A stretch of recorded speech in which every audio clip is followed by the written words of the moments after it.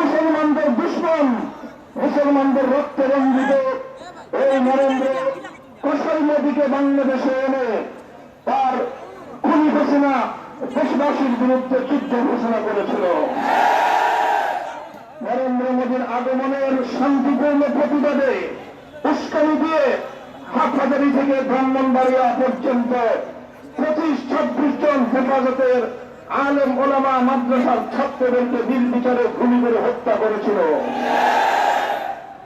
এরপরে 2024 সালে জুলাই থেকে আগস্ট পর্যন্ত 1000-এর বেশি দালাল সন্তান স্কুল, কলেজ, ইউনিভার্সিটি, মাদ্রাসা সহ ছাত্র জনতা, এমনকি 3 বছরের শিশু থেকে বৃদ্ধ নারী পুরুষ পর্যন্ত কেউ শেখ হাসিনার এই খুনি বাহিনীর হাত থেকে রেহাই পায়নি।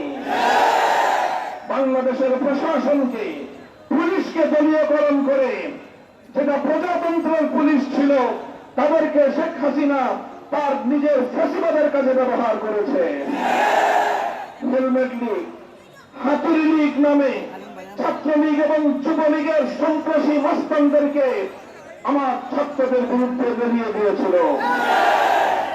সারা বাংলাদেশের শহরে নগরে গুলি করে করে টার্গেটকৃত ক্লিনের মাধ্যমে গোটা বাংলাদেশকে একটা কসাইখানায় মৃত্যু করিতে পরিণত করেছিল।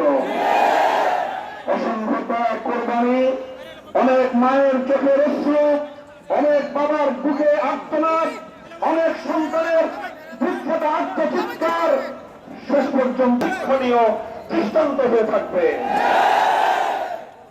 আমরা স্পষ্ট ভাষায় বলতে চাই, এই সকল নিরপরাধ মানুষদেরকে হত্যা করার কারণে প্রতিটি হত্যাকাণ্ডের বিচার সহজভাবে বাংলায় হতে হবে।